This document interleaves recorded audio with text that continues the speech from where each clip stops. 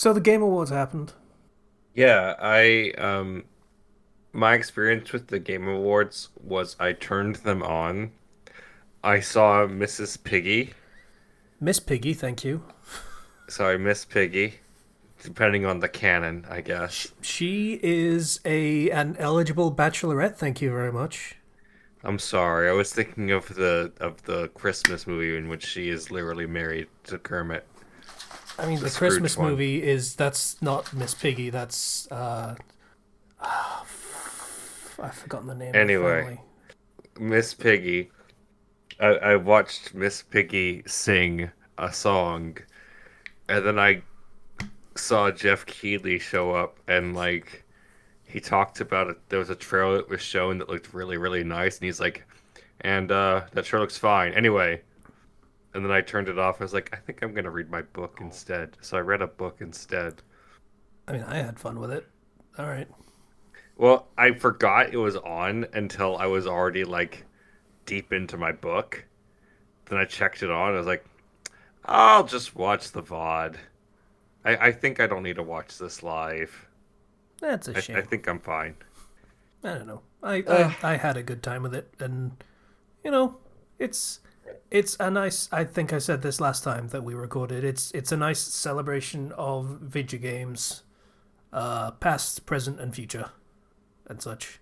Yeah, So I'm glad you did. For the life of me, I was so into my book, and I was like, I'm gonna read. Um, was the book good? Honestly, after having read four books in the series, I'm gonna say probably not. okay.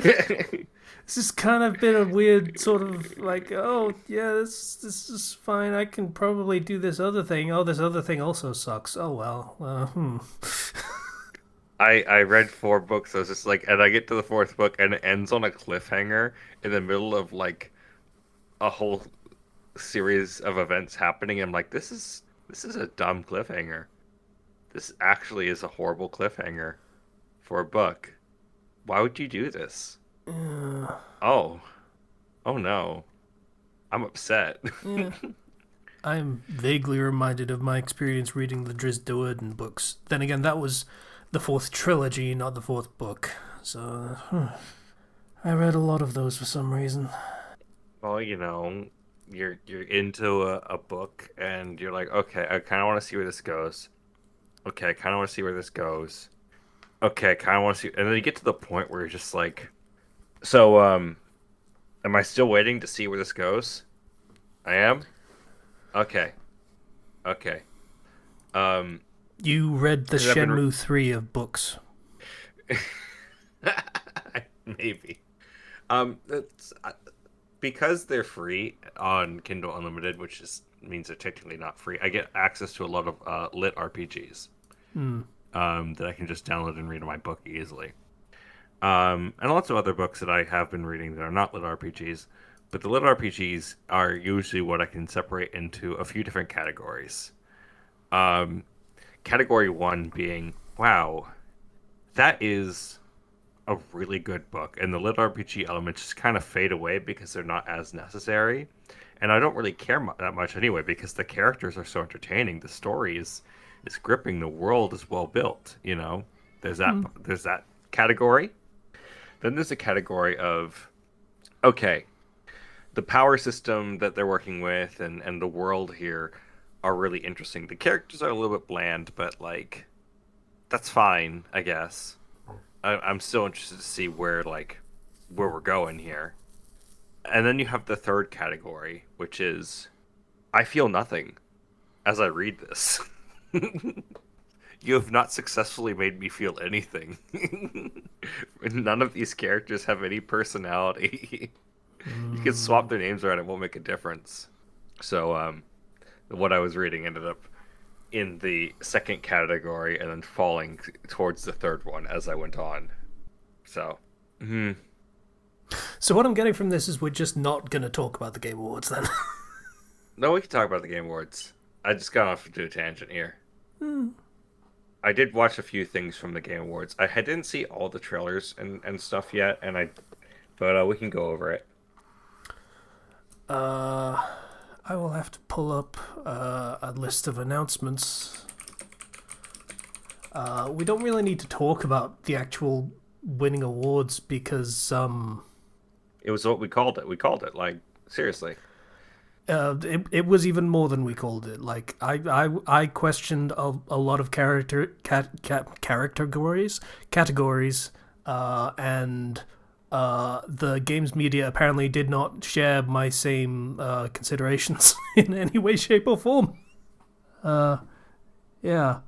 So yeah, Expedition 33 won everything except uh, best audio design, which was one that I said it might not get. I believe that went to Battlefield 6. Okay, I can't look at that article because it wants me to fucking pay or let them put cookies on my browser so that they can sell my information to advertisers. So, that's... It got Game of the Year. It got Best Role Playing Game. It got It got everything except for best art, sound design, and yeah. the player's voice, which I'm pretty sure we called that as well. Of like, hey, there's fucking gacha on here. It's gonna win the gacha so that they can be like, hey, thank you for voting for us so that we won the award for Player's Voice at the Game Awards. Here is your free 300 spendy bucks as a celebration of our win. Thank you so much for supporting us, and bribe, Yeah. basically. Yeah. I feel like just because of that kind of shit, a live service game should not be in consideration for that award. Because it's just ballot stuffing. That's true. Yeah, so it didn't win that one either. It should have been Expedition 33 or Silksong, but that category is a fucking farce. Hades 2 won Best Action, which was surprising, but nice. Like, they deserve to win something. I believe Silksong won Best Action Adventure game? An adventure, yes. Yep. Yeah. Yeah. So Donkey Kong Bonanza got Best Family, so... Yeah, and Doug Bowser showed up, and he's a prick, but, whatever. Also, he's not working at Nintendo anymore, so I understand it. So no, he's getting phased out. Yeah, it's weird that he was there, but alright. Yeah, okay. I think he's not quite replaced yet, so... But yeah, it won something. Mario Kart World won Best Racing Game. Yeah. Which tells me that a lot of people haven't played Sonic Racing Cross Worlds. It tells me that people bought and played Mario Kart World and didn't care to play any other racing game. Yeah. Yeah, so that won that, and the other one that was... I'm sure there was a bit of a... I don't remember. Oh yeah, Best Adaptation went to The Last of Us Part 2, which barely anyone fucking watched because they did what gamers did when they played The Last of Us Part 2 for the most part, which was get to the golf game and then turn it off. Yeah, that show's ratings fell off a cliff after that episode. Yeah, so I don't know. And that's pretty much the awards. Expedition 33 won pretty much everything else, which, fair enough.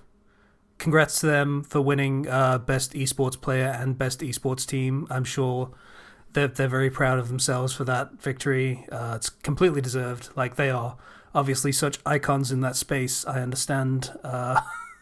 They really deserved those awards more than anyone else that was nominated for those. I don't know why we have esports categories for game awards, but it's a thing. It is relegated to where it belongs, which is in the pre-show that is just glanced over and nobody cares and it just moves on. That's fine. That is exactly as much attention as it deserves. So for announcements,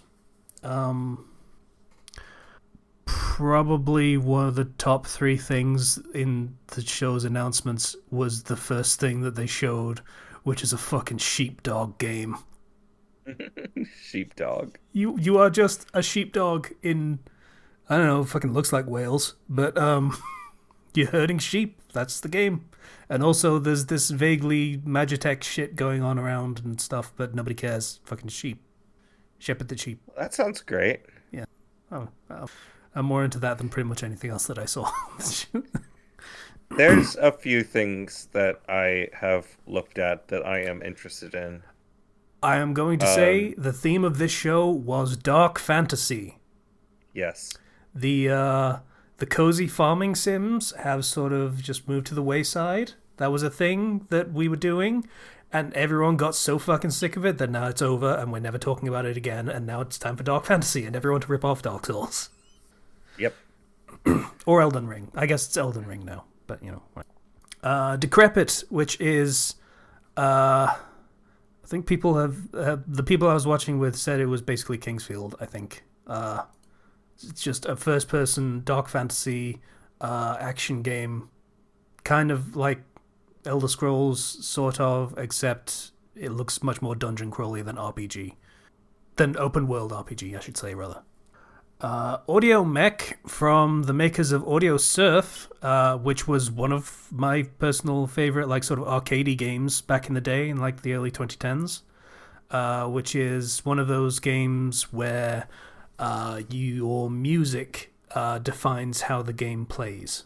So you load up a song and it will generate a level, and your attacks and powers and the enemy's attacks and powers and when they spawn will be determined by aspects of the music, which is a really cool mechanic that I wish more games used, but licensing is a bitch. And curation of what music works for it and what doesn't is also a bitch. I've played a few of these types of games, and they are very entertaining. Not for an especially long time, but they are very entertaining. I think I played one back in the day that was called Symphony, I want to say it was called. I would have to look into it, but it was just sort of a Space Invaders Galaga style thing of just like, you know, ship at the bottom, and then you're shooting enemies that show up and do attacks based on the beat and melody and rhythm and stuff like that. It was very cool. I kind of want to play more of it now that I think about it. But the thing about that is music is a thing that people don't have on their computers anymore, which is why this game is now able to integrate with streaming services. So, you know, basically you can play any music ever as part of this game. Yay. So that's cool. I'm looking forward to it. I hope it's good. Audio Surf cool. 2 sucked ass. That might have something to do with them completely changing tacks and doing something a little bit different. Pragmata got a little bit more shown. That is the Capcom thing with guy with small child on his shoulder, and there's robots. Who's wearing Mega Man colors and who has a sleeve that looks like a Mega Buster when she pulls her hand in. Very the faint tingle of Mega Man there. The image that I'm looking at for, I think this is a GameSpot article, for this game is just that one robot that seems to vomit lasers. Like, it's just on all fours looking at the ground and shooting a gigantic laser trying to kill the guy. Laser vomit, that's a thing. Okay. Pragmata looks fun. I am actually like, I want to play that. I'm not sold on it, which is why I think it's a great thing that they put out a demo for it.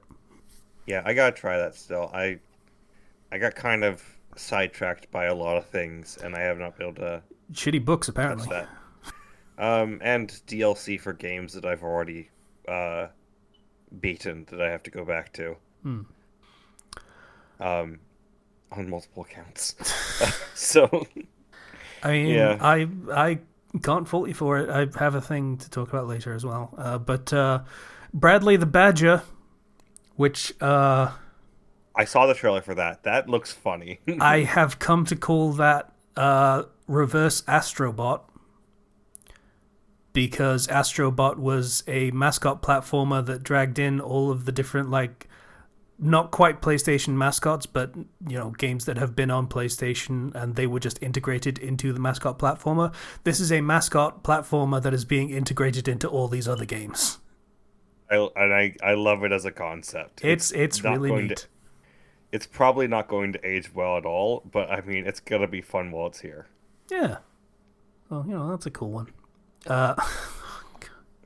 2000s Nostalgia is the alternate title for Stupid Never Dies, where you have the fucking Hot Topic boyfriend and girlfriend. One of them is a zombie, and it is a character action game kind of in the style of Lollipop Chainsaw, vaguely, sort of thing, is kind of the vibe it gives.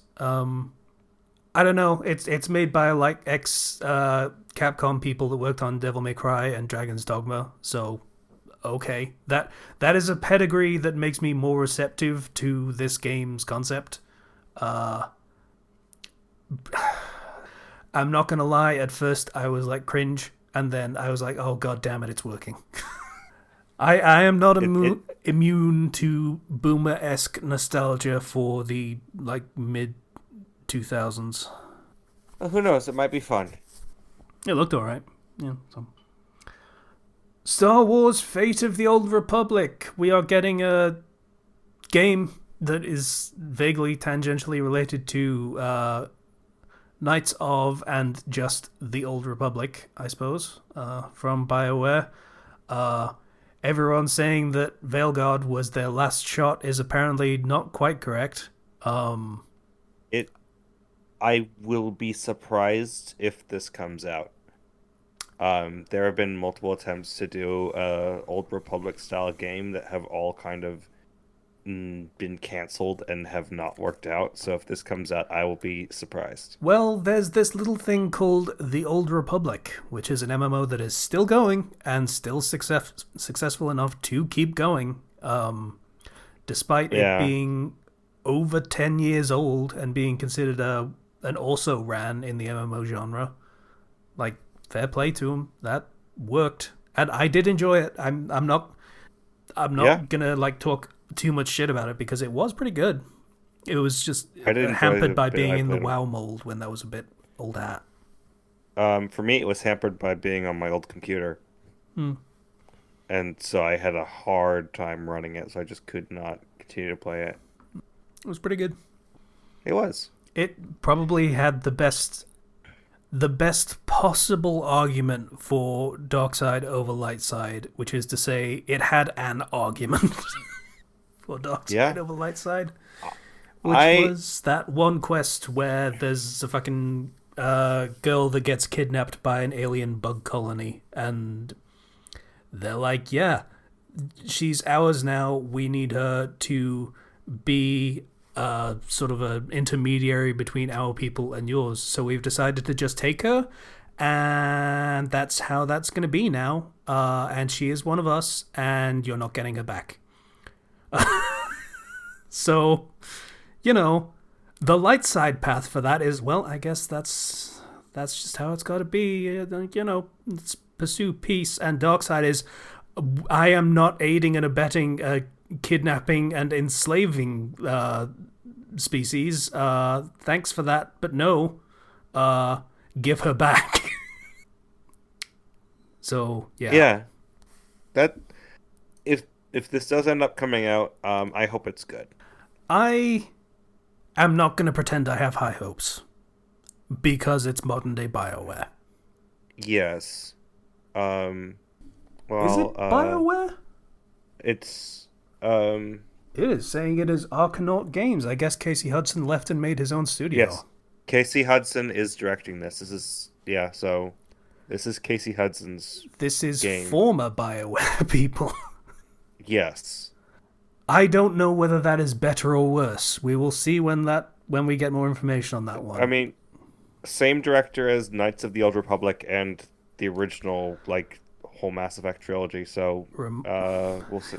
Reminder, that is the director of the Mass Effect trilogy, which includes 3 and 2. Yes. I will die on that hill that 2 is the point where they started losing the fucking plot, and that's what ruined the franchise. And also Anthem. Yep. Well, So not the director of Anthem was quote unquote the studio general manager for that game. So Anthem had several directors. Casey Hudson was one of yeah, them for a significant portion of development, and I believe the one who not coined the term, but really heavily relied on the term BioWare magic, where the game will just kind of come together at the end, and that's fine. so Infamous basically, words. who knows? It's a tough one to call. That is so deep into what we would need to know whether that's going to be any good or not. We just can't call that one. I need to know who the writers are. That is important. That's going to be the most important part to me. It would be really entertaining if fucking hell, I keep forgetting his name, but the guy who was pretty pivotal in a lot of like Obsidian stuff, like New Vegas and Pillars of Eternity, just sort of went, yeah, okay, I'll do some writing for this, and that would actually, yeah, okay, I would probably be convinced if that was the case, but I don't think it is. I think he's working on something else. Chris Avallone, that was it. Wow. Sorry, it came to me the last second. Divinity. That's not the only. Sorry. Oh, I was about to mention the other Star Wars game since we're on the topic of Star Wars. Oh, do we have to talk about the other Star Wars game? It's pod racing, but not pod racing because it's not all thank pods. God. Thank God. I thought you were talking about the David Cage one. No, I'm talking about pod racing. That's the only one that matters. Yes, I agree. If it means we don't have to talk about racing. the other one, I agree, 100%. Yes, I love pod racing. Pod racing's great. I watched Max Dude and other people react to the Game Awards. That was a stream that was not worth watching because they just shouted over everything for the entire thing. It was just not fucking worth it. But they did mention that that's not just pod racing. That is general racing of different types. Yes. And the title of it being Galactic Racer does kind of imply that. So yes, it is not just pod racing, but there's pod racing in it, so I'm happy. Something Kessel Run in something parsecs. Yeah. Probably. Anyway, Divinity. This trailer was a lot. I don't think anyone was ready for it. Have you seen it? Yes. Yeah. So, after Baldur's Gate 3, Larian Studios decided to go back to their own thing. Yep. Which is Divinity. Yep. I played Divinity Original Sin 2, and that was a very fun game. Very good game. A bit hard to, build your characters at first. I had to use a guide for it because it was a little bit complicated than that. But generally, really interesting, magic and lots of interactivity with the world. But the setting itself is rather bleak. Yeah. I assume that they have learned some lessons from their experience with Early Access and Baldur's Gate 3 that will help with the first of those criticisms or critiques that you had of Divinity as a series. So character building probably going to be a bit easier and more streamlined. The bleak and grim setting, you should watch the trailer if you think that has changed, or you should not watch the trailer, depending on how squeamish you are, because it is, despite how bleak it is, there is still, ways to get good endings out of it. It's just, it's a really interesting world, and I'm excited for a new Divinity game because Divinity Original Sin 2 was very good. One of my favorite aspects of that game is that you can play as a skeleton. And if you play as a skeleton, you have to wear a helmet in town and be fully armored, or else people are going to start screaming and attacking you because you're a literal skeleton. Yeah, understandable. That is an understandable reaction. And also you take damage from all typical healing sources, so you heal by poison. That makes sense too. That is actually a thing in D&D as well. of like It is. the heal versus harm spells. But the fact that you heal via poison means that like certain areas of the game are way easier because you can just stand in the poison and just keep healing every turn. Hmm. Yeah. So that trailer basically out Diablo'd Diablo, in which there was a Diablo trailer later in the show.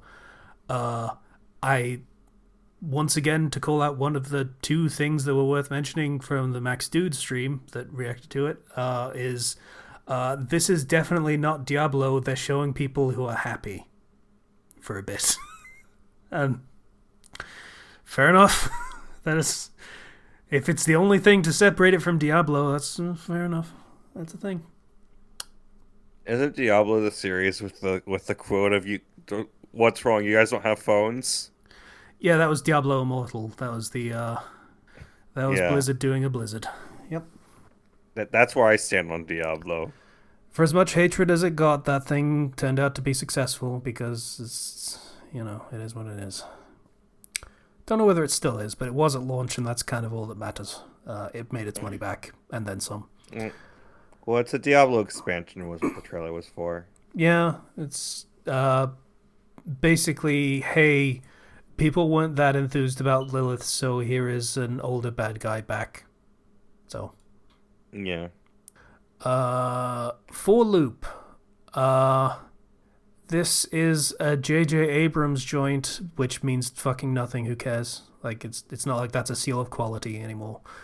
Or if it ever was, arguably. But, basically, the world has ended through nebulous means, and you are in a time loop where you can fail over and over and over again until you get it right to save the world.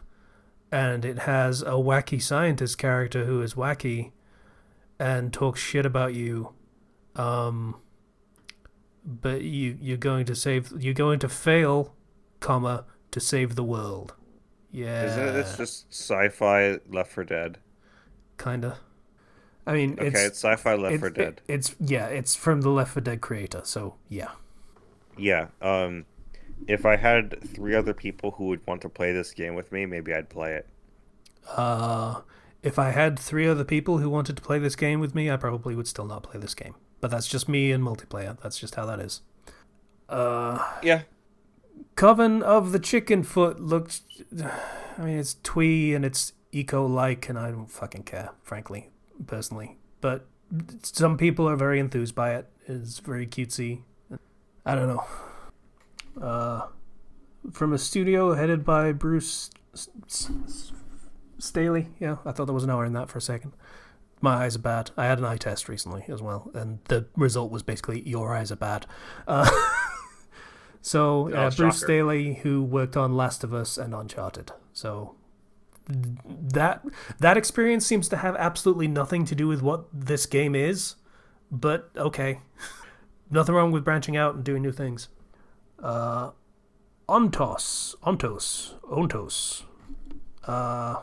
from Amnesia developer. I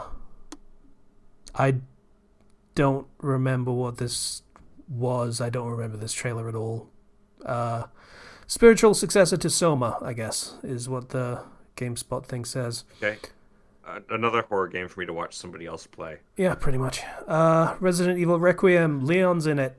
And it's 2 campaigns again, which is totally reassuring and not ringing warning bells of like Resident Evil 6. But, I'm going to assume they learned some lessons from that one.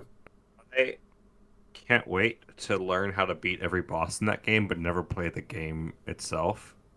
As my dad gets the game and then hands me the controller and says, take care of this for me. And I'm like, okay. Yeah. Order of the Sinking Star is a puzzle game. I was very proud for Jeff Keighley to say from a well-respected puzzle game developer from like the late 2000s, and I was like, oh, it's Jonathan Blow. And lo and behold, the creator of Braid, so yeah, it's Jonathan Blow. Go me. I know this industry pretty well. It looked really complicated and overwhelming, and a thing I probably won't play. They really dumped us in the deep end on this fucking puzzle game, and I don't know. It was a little much, is what I'm gonna say. 1,000 unique puzzles. Okay. Um, if you've never played The Witness, that has some really tough puzzles in it. Mm. So I can only imagine how tough the puzzles in this game will be. Mm. Yeah, that was also, yeah, it was Braid and The Witness were big credits for Jonathan Blow. I witness myself. I, I normally like puzzle games. That one was one that made me realize, yes, there is actually a point where it just becomes too tedious. Of course, the eeriness of the atmosphere of that game did not help. Mm. You keep constantly worrying that something else is going to happen.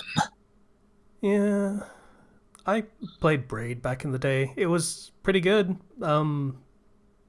I realized at some point that I would have to use a guide if I wanted to actually beat the more complicated, like, hey, do the secret stuff puzzles, and realized that would kind of defeat the purpose, and thus I stopped playing it. Yeah. You need to really, really enjoy puzzle games like my sister does to be able to get through a game like that. Yeah. There are definitely some puzzle games that I really appreciate. I loved the hell out of, I think it was Fez back in the day. The one where you could rotate the map and it was like 4 planes that you could just rotate around, and the perspective on like the places you... It was kind of like that... Was it The Witness that did something similar? There was a game that was like sort of a lot of perspective shifting, and you could move the environment because of it. That was in a 3D space, but this was just like 2D pixel art. And yeah, that's a really good game that people should look at. The guy who made it is kind of a douche, but you know, he got a lot of harsh treatment on the internet, and I kind of understand where he's coming from in some ways. I honestly don't agree with scorning the art because of the moral failings of the artist. Yeah, that is a good game and worth playing, so I still recommend going back and playing Fez. That is a fun one. How do you spell that? I think it was Fez. I think it's literally Fez. That's what I thought. I'll have to look into that myself. Thank you. Yeah, it's Fez. Fez.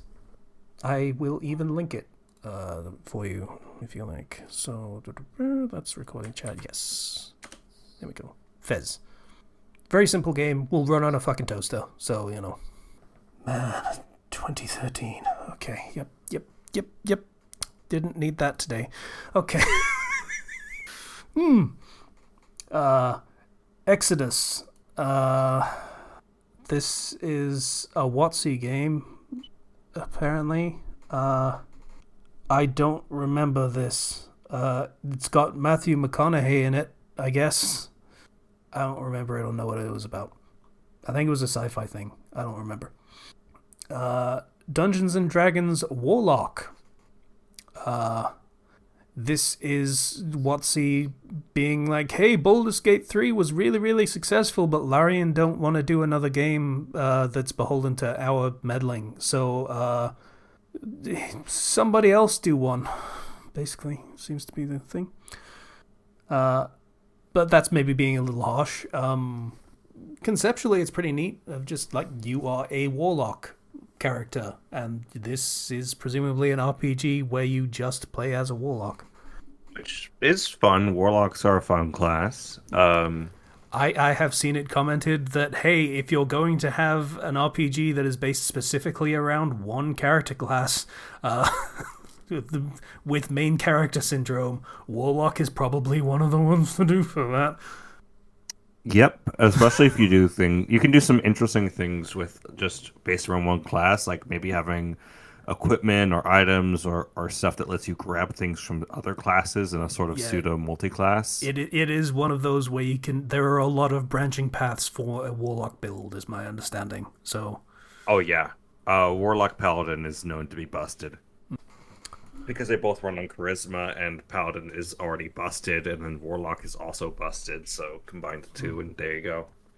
Warlock Bard would probably be interesting and entertaining. Of just like, hey, you are basically the high priest of whatever the hell you have contracted with. Yeah, Warlock Bard is also really good. So it's pretty fun playing around with that. So it might be good. Control Resonant. I have heard that there was like licensing things of the Control franchise, and Alan Wake was a weird result of a lot of licensing shenanigans. But yeah, they're making another Control game. It looks like it is more Devil May Cry-y, I'm gonna call it, of just a lot of melee action game combat kind of thing. Character getting his Dante on kind of thing. So Nagoshi of the Yakuza / Like a Dragon franchise decided to leave Sega and leave the franchise that he created, and apparently just went to NetEase and made another one of those. I don't know why he left. It is literally called Gang of Dragon. It's Yakuza, but not Yakuza.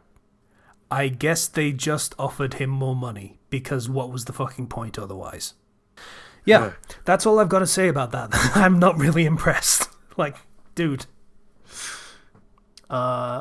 Street Fighter, the movie, looks like... Yeah, video game adaptation, but they seem to give a shit. And also the cast is fucking hilarious. Of just who they got in for this thing. I didn't see this. I don't know anything about this. They got the entire roster of Street Fighter fighters and put them all on stage together at once.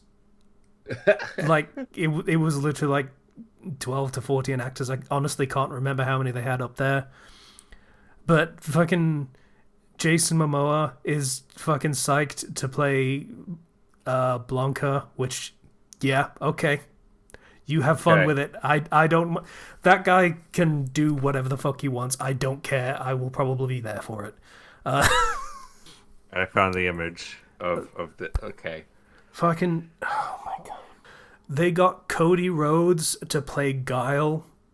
For those who are not aware, Cody Rhodes is the blonde-haired, blue-eyed, all-American hero wrestler who has a literal USA flag tattoo on his neck. I don't know how you pick a better guy to play Guile than that. So, okay. And Roman Reigns as Akuma is also a choice. I don't know. I'm kind of into all this. Like, yeah, this is... I'm looking at this cast list. I'm like, oh, this looks fun. Even if it's bad, it's gonna be fun bad, I think. Yeah, just like have fun. It has a lot of the vibes of the original Street Fighter movie from the 90s. Of like, okay, we got Raul Julia to play fucking M. Bison. Okay. Van Damme is Guile. Okay. Like, alright. Yeah, sure. I'm down. Like, have fun with it. Go for it. Go for it. Yeah, 100%. Lego Batman Legacy of the Dark Knight. This is if people played the Lego Star Wars Skywalker saga. I did. It was fantastic. Which was basically, hey, everything from Star Wars just kind of gets slammed into it, and you just play the hits, and there's an open world stuff, and the combat is actually kind of cool. And this seems to be that again of Batman, but we're playing the hits. We're playing fucking Dark Knight trilogy. Yep, that's in there. We're doing the Schumacher movies with Schwarzenegger, Mr. Freeze, and we're doing Tim Burton Batman with, like, you know, Nicholson Joker and Catwoman and all that, and the Penguin and all that shit. And By the looks of the trailer, we're doing fucking Arkham Asylum is in there too. Like, Oh, okay, really? Oh man. Okay. That's great. yeah, like That's that's great. just a whole celebration of the entire concept of Batman via Lego, and I am here for it. Like I say, Skywalker Saga was fantastic. More of that, please. I am 100% in. Like, I think I mentioned at the top of this section of like the top 3 things that were like worth looking at, and yep, the shepherd thing, the sheepdog thing was one of them. This is also one of them. Yeah, I am in. 2 Tomb Raider projects. One of them is a sequel, and one of them is a remake of Tomb Raider 1. Okay. That franchise is basically back to zero of just, you gotta sell me again on caring about this franchise. And that's pretty much where that lands. Okay. Forest 3, I don't know anything about this franchise, so I'm just gonna kind of move on. Another character reveal for Invincible Versus. I don't especially care about this, but some people do, so good for them. Can I talk about the thing that I care about the most out of all of this? I'm just running down a list of announcements, so we can skip ahead if you want. Yeah, can we? Because Mega Man. I mean, we were definitely getting there, but yeah, that's a thing. So it's technically Mega Man 12, but it's calling it Dual Override. Yeah, let's move away from the number thing. That's fine. Like, yeah, we've got so many numbers that like I totally get. Like, let's drop the number at this point. It's getting ridiculous.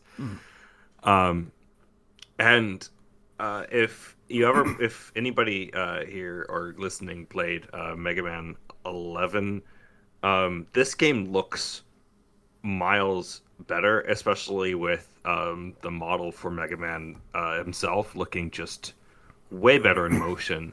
It's a 2D platformer, side scroller, the typical thing, and I'm really excited about this because I've been wanting more Mega Man stuff. I would like to get more of the old stuff like Mega Man X back. Like, that's my dream, is like Mega Man X, Mega Man Legends, the spin-off stuff that like just kind of was left hanging. they did or are doing a Legends collection, right? If they are, I don't know. They've done collections for basically everything else at this point, which will only leave Legends out, and Legends would just be 1 and 2. So I'm not sure if there's a Mega Man Legends collection, because I've not been following the collection news like that. Yeah, I am wrong. It was a Legacy collection. Yeah, they did the Legacy collection. Yeah, that is my bad, my mistake. And, yes, and like Patience saying in the chat, there's also the Misadventures of Tron Bonne, which is something I never got to play, which would be nice if they did a collection like that. But the only Mega Man game I played was 7, and I am told that is the worst one. So it's not good. It's not good. Yeah. The thing with that series is, I think you might have to correct me on this, but I think it was 9 where they decided, hey, let's 100% go back to Mega Man roots of doing it like a fucking NES game. Mm-hmm. I think that one hurt a lot more than it helped. And everything that came after that was just kind of, the well was a little bit poisoned by it, and they lost a lot of like regular people who was like, look, this was probably a little bit before the great revival of like NES graphics stuff. Yeah. But also the revival of NES graphics stuff also built in game design from the past like 40 years. So it didn't actually play like NES games. So yeah, that whole effort kind of shot themselves in the foot and poisoned the well a little bit. This seems to be moving in a much better direction of, hey, this is a modern Mega Man game, and we're not mincing words about that. Seems to be what it's doing. Yeah, so 9 and 10 did the like we're gonna go back and make it old school style, and as a result, they didn't go anywhere. Then 11 came out like 8 years ago at this point, and was a success. Like I love what 11 did. It introduced new mechanics. It brought it like we're going full 3D again. We're not going back to the sprite based stuff, and we're gonna do some interesting stuff. And that was like a great time that I had with that. And I was like, man, I can't wait for Mega Man, like the next one, because clearly like this is doing so well. And for the past several years, they've been releasing different collections, and And the mobile game. I've yeah, the mobile game as well. But they've been doing collections of like, okay, here's the Zero collection, here's the Mega Man Battle Network collection, here's and the Mega Man X, Mega Man Classic, normal, like, and been using that as I think data for like which direction do we want this franchise to go? Because for a long time it's been like we don't know what to do with Mega Man. Just sort of laying the groundwork for figuring out what people really respond to. Like, you can get some good data from that just by sales alone. Of like, hey, Yeah. which of these collections sells a lot? Okay, people were really into this specific thing, so let's have that as some fucking development lead on what this next game is going to be. That makes a lot of sense to me. Yeah, and just like the game looks from the little bit of gameplay that we've seen, it does look beautiful with like really good backdrops. I like the shading style on everything, so it looks nice. Game's not coming out till like 2027. Yeah, this is some really early like footage of what they've got. Yeah, and for really early, it looks great. Like the the cell shading looks like these are just straight out of an art book with these enemy designs and stuff. So Yeah. big fan of that. Hopefully, they also ended the trailer with the Proto Man whistle, which basically confirms that Proto Man's going to be coming back as probably either a side character or even a secondary playable character, which is good because he's a fan favorite. Everybody loves him. I have a plushie of him right here above my desk on a shelf because I'm a big Proto Man fan. So very, very excited for this and for any other Mega Man things that they announce in the future, because if this does well, then the series is actually able to move forward, and that's what I want. To roll back to what we were about to do, Orbitals. This is a game you don't need to care about or know anything about. And there are two reasons for that. One of them, Nintendo Switch 2 exclusive. Second one, third-party game. That's literally it. That's all you need to know. It might be fun. I don't know. It is incredibly Japanese. This is a thing that I feel like wasn't even catered to us in the slightest. Diablo expansion. It's Diablo. We already talked about that. We already talked about it, and we also don't care.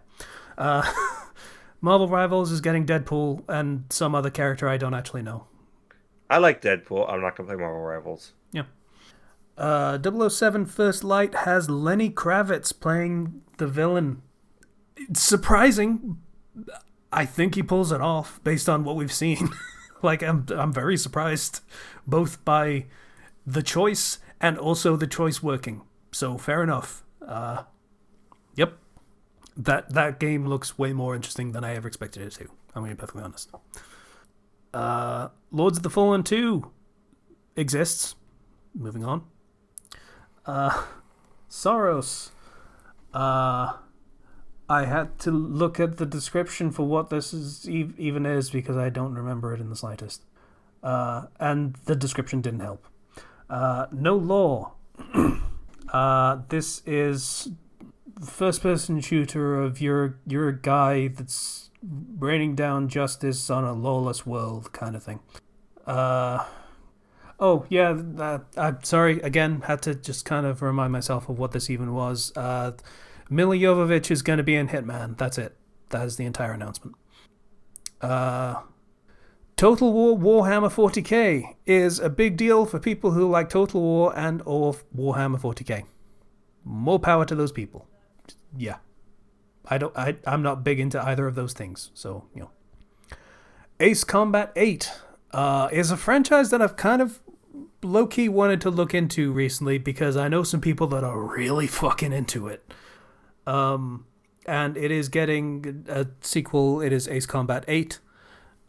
It has been long awaited, is my understanding. I don't know anything about it except some people I know really, really like it. And I'm very much looking forward to it and was super hyped when it got announced. Galactic Racer we've talked about. Phantom Blade Zero is dark fantasy but China this time. It's kind of what it is. It's an action game. You know. Yeah. Kung Fu Punk is a term that I hate. Just gonna say that. Thank you, GameSpot. And finally, basically Respawn's next game, except it's not Respawn because it's a bunch of people who were fired from Respawn recently. High God is basically a spiritual successor to Titanfall and Apex Legends. I have seen the joke that High God is a title that seems like someone looked up Overwatch in the thesaurus. I think that's a little unfair. It looks like it does have its own identity. I feel like Concord has ruined even more things than just Concord. Because if this game that is from the developers of Titanfall and Apex Legends doesn't get a shot because people go, oh, hero shooter, and roll their eyes, that is a real tragic shame.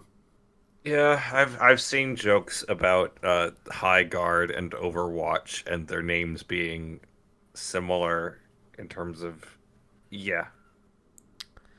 Yeah.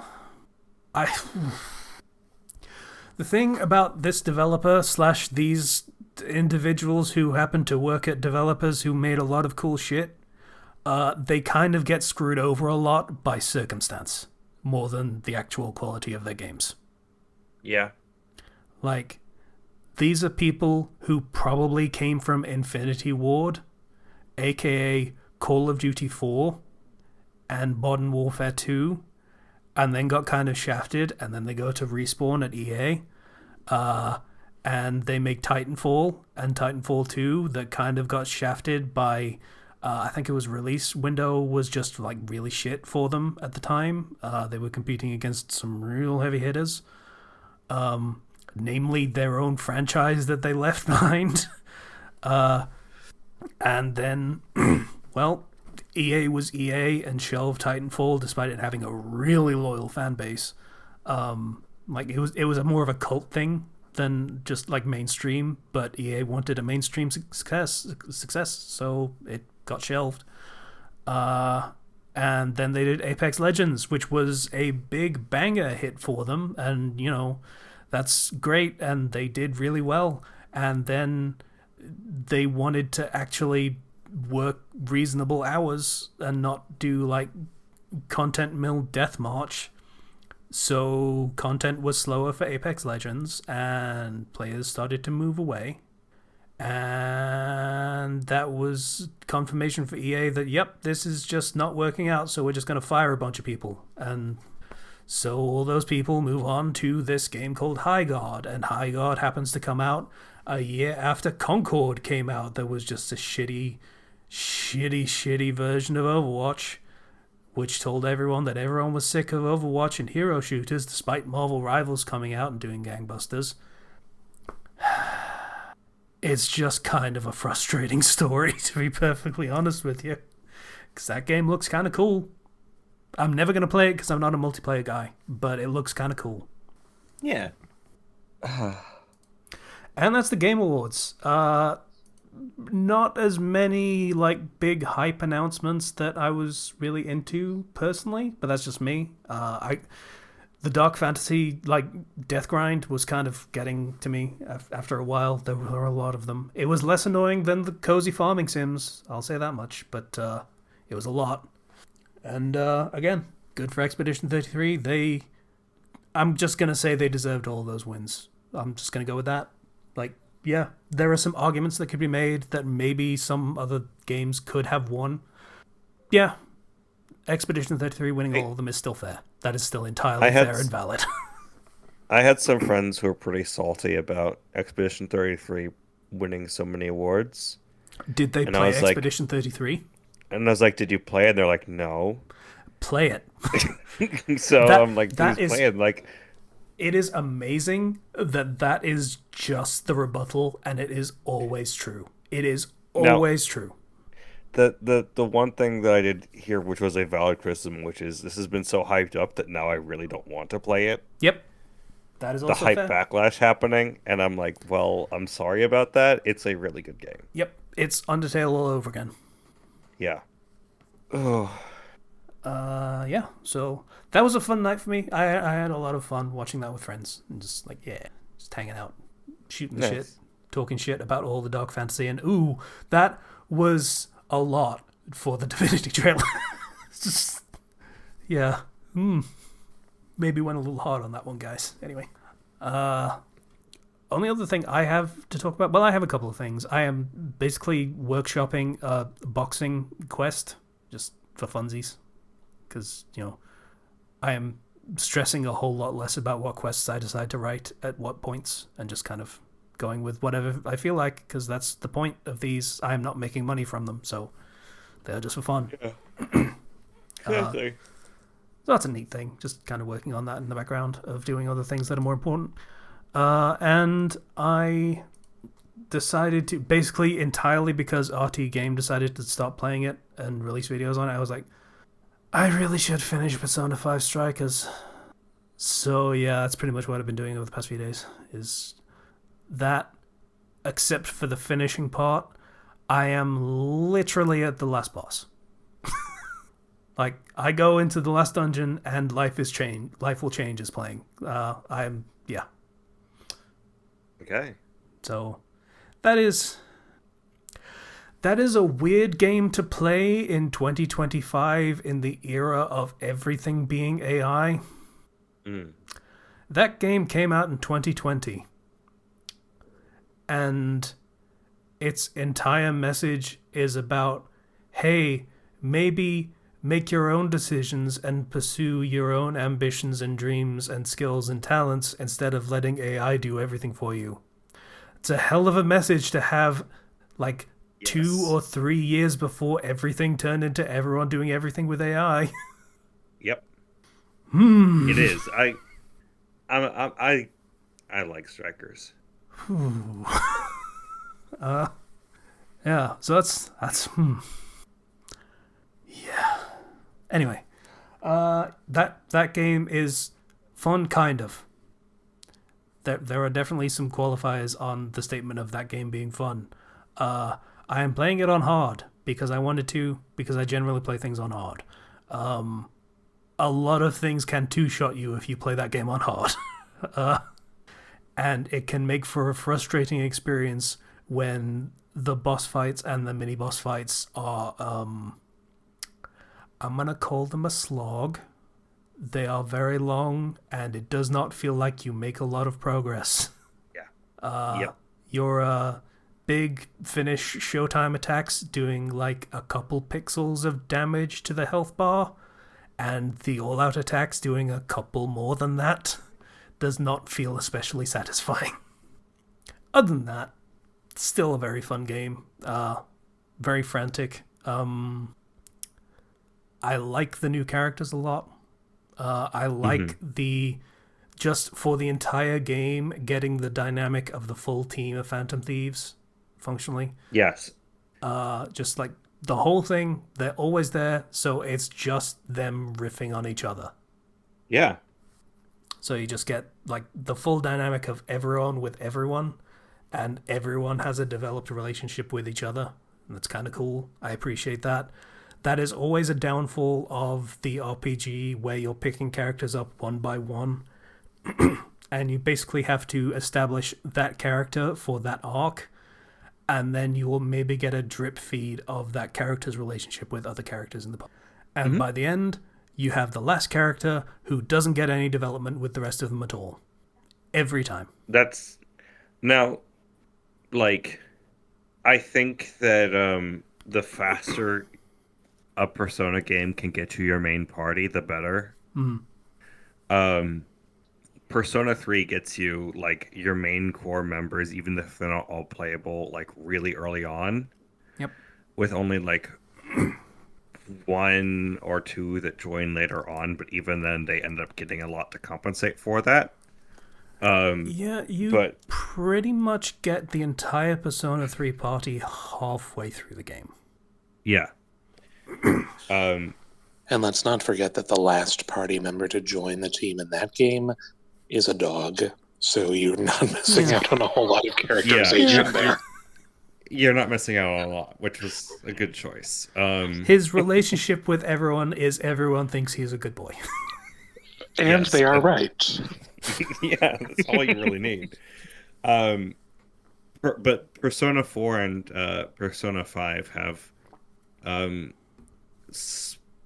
kind of spread it out a bit too much. 4, it's not like as egregious, but 5, it definitely is really bad. 4, you get almost everyone by not even the halfway point. There is one that comes really late. And they are a character before that, but you only sort of get an established dynamic with the main cast, kind of. And 5, they pretty much dropped the ball on that entirely. Yeah. Which is why, like, when I was first playing Strikers, I was like, oh, this is really nice. I'm getting to actually, like, interact more with these characters that did not get nearly enough in the base game. You know what's interesting? Yeah. Royal basically did what they should have done with Haru, which is Kasumi is there for the entire game, and you're just building a rapport with her, and all the other characters are just kind of slowly building a rapport with her in different ways. And then you still get Haru at the very end, who's just like, hi, I'm here too. Now, they did add some more stuff for Haru, but I'm just like, the real Haru stuff's in Strikers. Yeah, pretty much. So that's a really good game. I'm very glad that it exists, and it still feels like Persona, despite the Dynasty Warriorsification of it. They did a very good job of giving it a very unique play style. Yeah. Like, it doesn't feel like you're playing a Warriors game at all. Absolutely not. Well, it kind of does when you actually start a fight, but until then. Yeah. Kind of to the credit of a lot of the more, like, specific to a franchise games that they've released take enough elements from the base franchise to differentiate it from a standard Warriors game of take the base and stuff like that. Yeah, I mean, they did One Piece, but that was a very early one where they just kind of said, hey, slap One Piece coat of paint on Dynasty Warriors and that's fine. And it was. Like, it's not like One Piece has an established feeling for, like, video games. So that was fair enough. But when it comes to an actual game franchise, you have to adapt the game franchise. Yeah, the earlier ones are still just Dynasty Warriors with the paint on. But, like, if you look at the difference between, like, say, Hyrule Warriors, then Age of Calamity, Age of Imprisonment, both are within Zelda, but one is just Dynasty Warriors with Zelda characters, and the other is a Zelda game with Dynasty Warriors stuff in it. You know? Yeah. So, yeah, it's interesting. I like that genre, and I also kind of don't like that genre. It's a weird, like, sort of awkward spot in my preferences. But when it works, it works. It's not something you want all the time. But yeah, that's pretty much all I got. It's been a good time. A good couple of weeks. Oh, nice. Fuck. Sorry, forgot one. eye appointment. Blood pressure thing. Just, they said, hey, you should probably have like an eye appointment to make sure that your eyes are okay. And then I go to my GP for a follow up appointment, and they're like, hey, you should really get an eye appointment to make sure your eyes are okay. So I'm like, okay, they're being kind of insistent about this. Maybe I should actually do that. So I did get an eye appointment. I have no idea what my prescription says or what my vision actually is now, but they were a lot nicer about explaining the whole. The last time I got an eye appointment, it was to get new glasses because that's the thing you have to do. So did all the eye tests and went to one of the desk clerks, and I was like, hey, what do I do? Who do I talk to about getting like this prescription on glasses? And she was basically like, you don't. I'm like, oh, okay, I guess I'll go then. And I left, and I didn't get glasses. This time, they bothered to explain, yeah, we could get you glasses, but the difference would be so negligible, it would be a waste of money for you and us. There is no point. So we will keep you having eye appointments. You can come back again in a year or two, and we'll keep an eye on it for the blood pressure stuff. But glasses, contact lenses, it's just not going to work. It's not going to happen. And I appreciate that. If people think that's bad news, it's not. It's just that's just my existence. I already know all that. It's not news to me. But I appreciate someone actually bothering to explain it to me instead of just saying no, fuck off. So, yeah, that's that. Pretty much. That's all I got. Okay. I can go next. Yeah. So aside from Shitty finishing books? up my Christmas shopping, Okay. which Yeah, that too. yeah, aside from the books, I finished up my Christmas shopping pretty much completely, and that's nice. Don't have to worry about that anymore. I wish I could say the same. I have lived in fear of opening Amazon to shop for my sisters, stepsisters specifically. I've got something for my sister. Yeah. I'm getting her a cheese box, like a hamper of cheese and some fudge. Nice. Yeah. I went and so this upcoming week is the last week of school before winter break, Yeah. which is for the kids lasts for 3 weeks. For me, lasts for 2 weeks because I have professional development on some of that time. I also need to finish report cards, which I have started, but have not gone far in because there's a whole issue with the report card system where they're doing a new system this year, and then technical difficulties are literally happening to everybody, and they're like, well, they wanted to get report cards done before the break, but they're like, let's just worry about them after the break, actually. We have a bunch of people who cannot figure out how to work this thing, and this thing is not working, so yeah. Trying a new thing, not working out, and we're probably going to do a new thing next year, so whatever. So last week of school, does that mean exams, or does that mean, hey, we're gonna wheel in a fucking TV and you're gonna watch a movie for the class? That means we're finishing up exams. There will be some tests, and then after that, we'll have a holiday party. Yeah. And I'm gonna bring in little gifts that I've made for all the students Oh. with like Christmas themed school supplies and also different flavored candy canes. So it'll be fun. Yeah. And there'll be snacks and hot cocoa and other things and a movie as well. So I'm planning a whole thing. And teaching's great. Love teaching. One of the things that gives me the most power is making my students cringe. It gives me so much power. Like you wouldn't believe. To say like their slang and then see them recoil gives me power.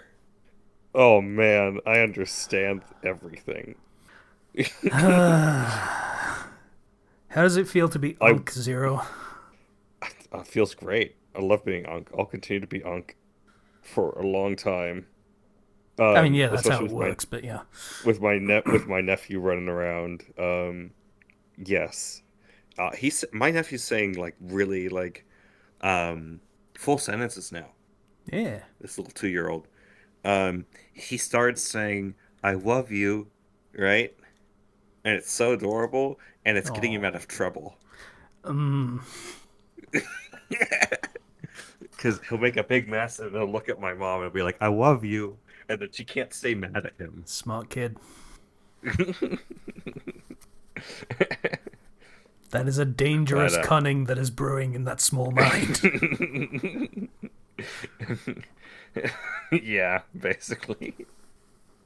But that's all. Just it's great. And it's interesting seeing the cognitive development happening so rapidly. Mm.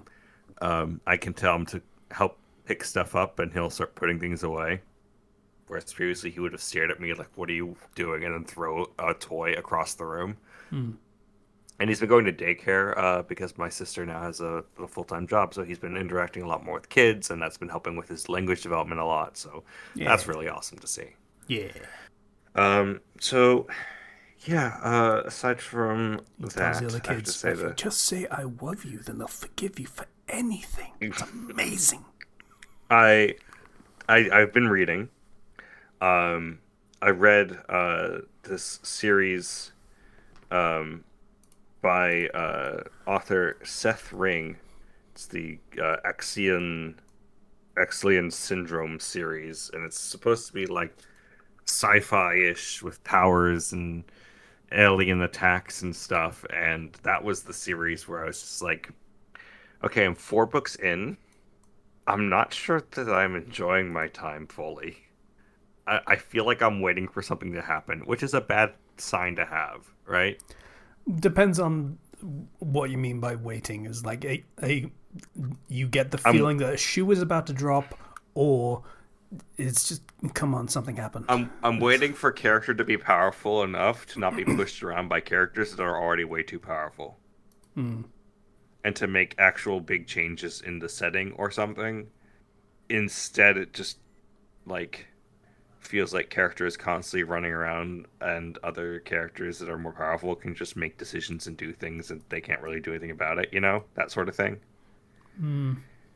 Um, but the other book that I read that I was like actually surprised by, it's a lit RPG and it has a title which I'm like, this title is probably cringy. This probably isn't that great. It's called Nightmare Realm Summoner. I know. Okay, that's it. Could be worse. I got the power to summon the nightmare realm, and so now I'm going to take over this bed. For example. Basically, whole apocalypse scenario happening to the world. The world's about to be turned into this the lit RPG format and be mashed up together in monsters and stuff. And right before it happens, our character ends up falling between dimensions into a place called the Mirror Lands, where it's like a kind of a reverse of the world, but like way more dangerous and filled with monsters. And he gets to be able to summon and evolve these monsters and unlock abilities like persona fusioning them and stuff. Hmm. And it's really fun. Really fun. Like the characters are characters and have a really fun like dialogue and interactions with each other. There's this one guy named Derek, and his power that he has, his special power is he just can't die, essentially. He's basically immortal, and every time he gets killed, he gets sleepier, and then when he falls asleep, then he can be killed. And he's like the most polite guy of like, hey, can we have a battle? Can I kill you now? I don't know the proper etiquette for this. And I just had a lot of fun with it. It was actually like, oh man, I want to read the next one. Oh, I have to wait. So that one's good. Big recommend for me. For anybody on the Kindle Unlimited train. So yeah, in terms of games, I do want to pull yeah. something up for like talking about like titles and shit, but I'm gonna have to find it, so bear with me. Okay. So keep going. All right. I've basically learned at this point that if I'm gonna read a book, I'll check the summary out, and if the reviews are good, I'll give it a good shot. Um, just to vet it slightly. That's not to say that reviews can, some things can be under reviewed or whatever, but I only have so much time. Um, so a couple of games came out with DLC, and it was Pokemon and Digimon. Digimon came out with their DLC episode, and then Pokemon Legends ZA came out with their DLC episode. And so I've been kind of ping-ponging between them. All right. So it's one episode of the DLC, which is supposed to have 3 like story episodes, and these happen as sort of side stories for Digimon, in which you go on a little adventure. The first one features different versions of Omnimon, which is nice because Omnimon is cool, and you get the alter version where it's like the red and gold and the different Digimon that make it up, and you are basically traveling through parallel worlds where alternative things have happened in some way, and I haven't gone that far into it, but it seems like a fun little side adventure, and I'm just happy to be able to play Digimon again because Digimon Storytime Stranger is still a very, very fun game. And then Pokemon Legends ZA had their DLC come out, and I've been sucked into that because there's a lot in there. Like, there's a lot. There's like tons and tons and tons of side quests on top of like the main story quest. Karina coming back as a character, being one of the gym leaders in the original like XY games, and now is like a main prominent character who is here to help out with this phenomenon in Lumio City where all of these rifts keep opening up, and these rifts are where you can go and find special new Pokemon that they've added in, and they're all the old Pokemon, as well as a bunch of legendaries and some event-only mythicals that are also there that you can get late game, or rather post-DLC story, which is nice. I'm having a lot of fun with running around that game again, and I've been back in my shiny hunting mood of, I'm gonna get some shinies, and I've already run into a few shinies just normally because I got the shiny charm, which is now way easier to get because they added requests that you can fulfill by just doing the DLC stuff. So that means you don't have to do the 1,000 battles challenge that I had to do to get the shiny charm, which is a little, yeah. So there's other ways you can now get the shiny charm easier, which is good for people who procrastinated on it, and is kind of like a, oh, well, I guess there's that for me. More importantly, they added Ceruledge into the game, and I love Ceruledge. It's my favorite Pokemon. So that's now on my team, and it can hit things with its fire swords and steal their life. I love it. Yeah, I think other than that, I haven't played the new Expedition 33 free DLC that they just dropped. And there's also a new Honkai Star Rail patch coming out like in 2 days. And there's also a bunch of other games on my list of things that I need to play, which I'm gonna be playing as soon as I can stop teaching children for a little bit. So yeah. So that names thing. Yeah. So there's a new Code Geass anime that's been announced. The credits for it are very funny because the director has credits such as Ghost in the Shell, that movie that came out recently, Moriarty the Patriot, Robotics Notes, Sengoku Basara, the script, its credits Hello World, Kado the Right Answer, Another World Babylon, and then character designs credits are My lover was stolen, and I was kicked out of the hero's party, but I awakened to the EX skill fixed damage and became invincible. Now let's begin some Cho Kodo Kawaii Chohozen. Totemo Okate no na Kurohime-san. Daizai Rakuen no Makenzakai. Rekishi no Yami in ni Homureta Saikyo wa Mina. Mirai Nite Sono na wo Todorakesu. Or something like that. Oh. Yeah. Oh no. Normal titles. Gibberish in whatever language you speak it. I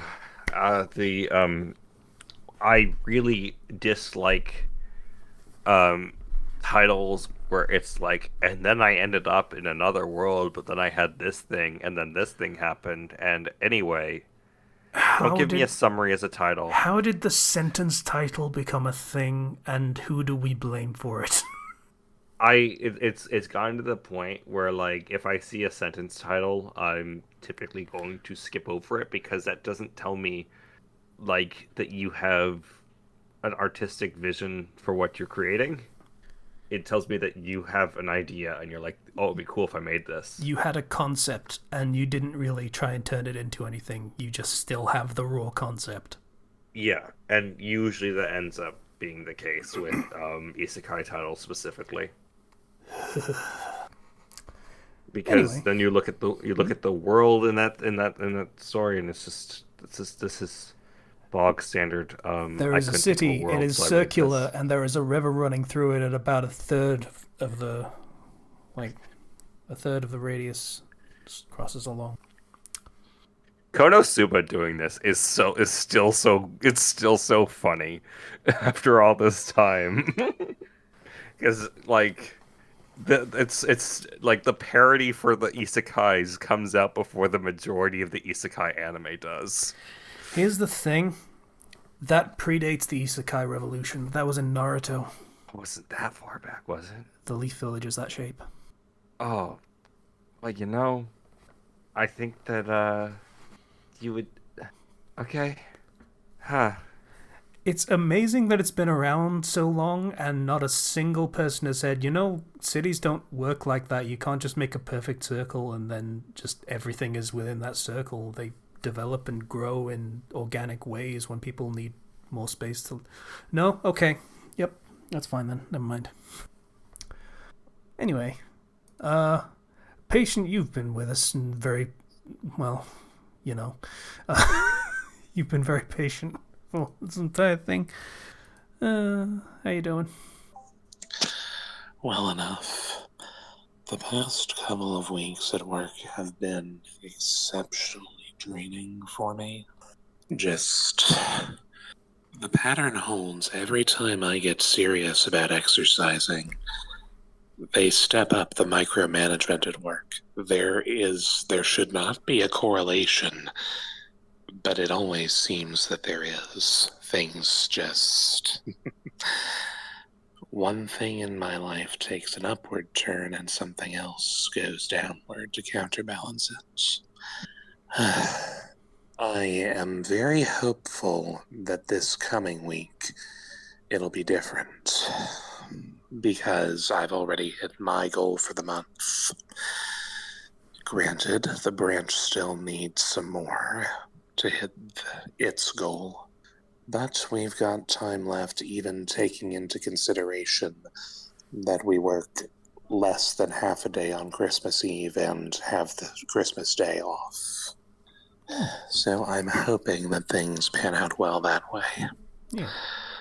Something else I'm hoping pans out well is the interview I had as a part-time receptionist at the gym for the nearby Apple campus that I was referred to by my trainer who works with them.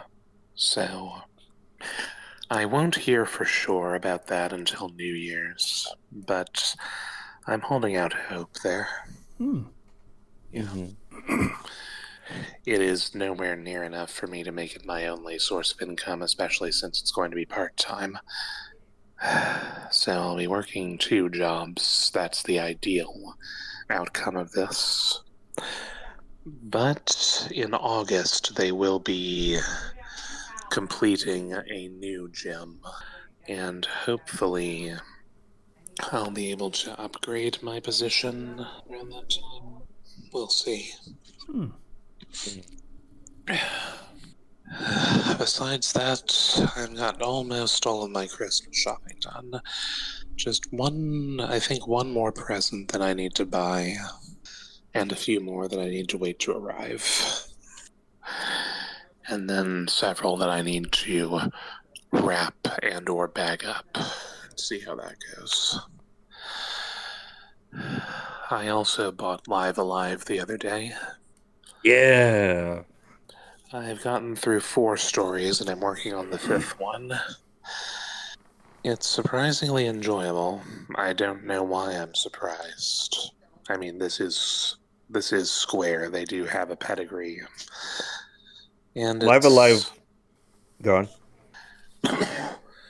While there's more tragedy in it than I would prefer, it is very fun, and I'm very much looking forward to how it ends once I've completed the remaining stories.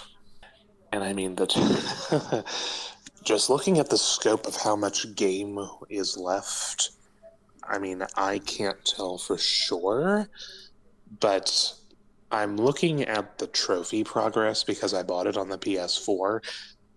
I'm four of the stories are done, and I've only gotten 22% of the game's trophies. So yeah, it's not going to be finished as quickly as I think it will. I'm looking forward to seeing how that goes. Now, what were you going to say? The best part about Live Alive is because there's so many different stories. If there's one that like you really don't like, it's over in like 2 hours, so it's fine. Indeed. The It's a biggest fun time. grab bag. Yep. The biggest time sink for me so far has been beating that Captain Square game in the Distant Future chapter because I thought there would be a trophy for doing so. There wasn't. No, it's just fun. It's the kind of thing that you would have a trophy for. Yeah. The real trophy Let- is when there isn't a trophy and you can just say you did it. Shut up, Casey.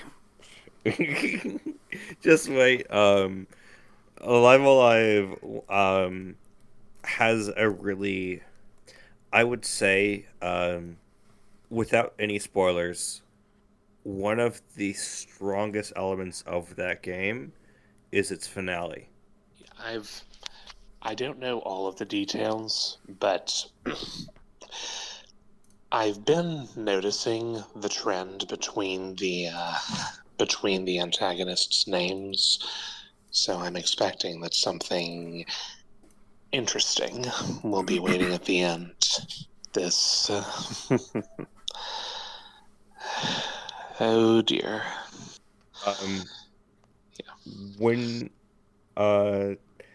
there's all these different stories of throughout time, there's all these different characters, and there's this just continuous through line of going on, and when you get to it, you'll be able to I can't say anymore, but Yeah. keep going through them, and I hope that you enjoy where it leads. It's one of my favorite games, Live Alive. It is expertly done. Well, I hope I'll enjoy it as well. I don't have a whole lot more to say. Besides that, it was. Yeah, I've been over my week, over my Christmas presents.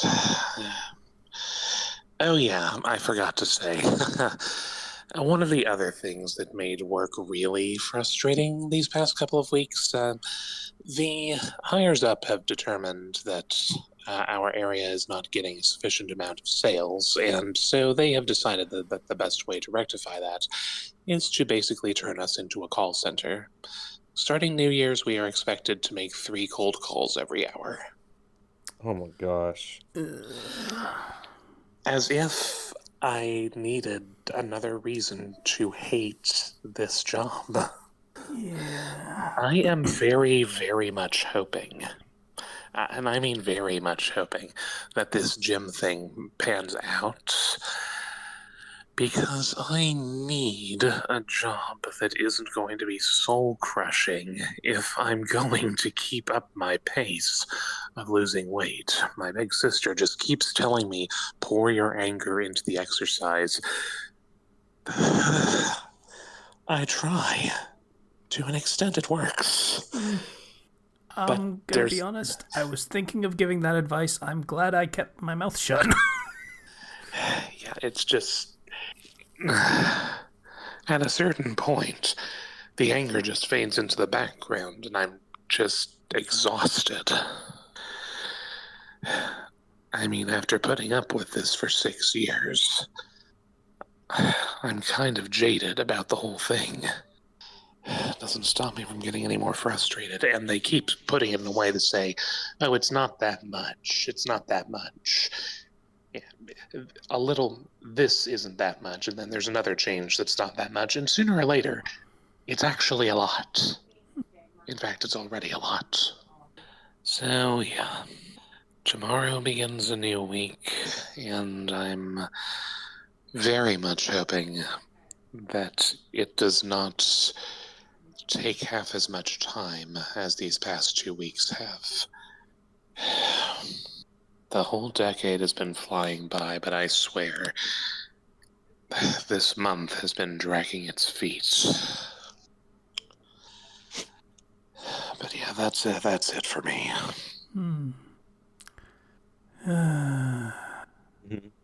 For, let's say, unspecified reasons, this has been a long and frustrating year. Kinda sucks that it's only the first one out of 4, sorry. But you know, those will pass. And it just takes time. Apropos of nothing. Anyway, Zero, it is December. So, Yeah. Yeah, I know. Yeah. I know what to do. I know it's that time. It's that time. It's Christmas time. And for previous months, also to shout out our Patreon helper outers. Thank you to Rehitsu21, Vale, Greek Guy, Ethan F, and the Crossbrain for your donations. Kind of weaved in and out of doing that. That's fair enough. Yeah. Yeah. I was vamping while I pulled up the. Yeah. Thank you so much, everybody who donates this on Patreon, and Yeah. Patrons are tight. yeah, Absolute generosity. yeah. Oh man. Metroid Prime 4 came out, and I haven't played it yet, but I've been hearing some things. Do you have an amiibo? No. Yeah, my understanding then is enjoy the desert. Maybe put on a podcast. Oh no. Oh no, does the amiibo give you fast travel or something? The amiibo gives you background music, or lets you choose background music for the desert. Oh. So it's just kind of not there otherwise. That seems like a terrible thing to restrict to an amiibo. Yeah, kinda.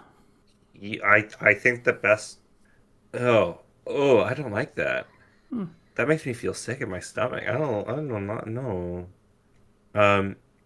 I remember one other thing. I got the normal ending in Kirby Air Riders. The normal, not the true ending. Not the true ending. I Yeah, still need to fair get that. Yeah. That requires me to get every single vehicle in that mode, and that will take hours.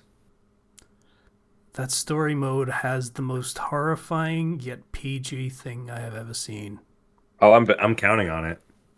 No, you've already seen it. if you finish the regular normal. Oh yeah, yes. Yeah. Oh yes, Yeah. that thing. Yeah. Yep. Yep. Yep. Yep. Yeah. There's when you think about what you're up against and what has happened, and man, don't go making wishes. Never make a wish. Angry Manu has nothing on that thing. Holy shit. I mean, that's the thing that turned Marks into like Marks. Don't go making wishes. Oh.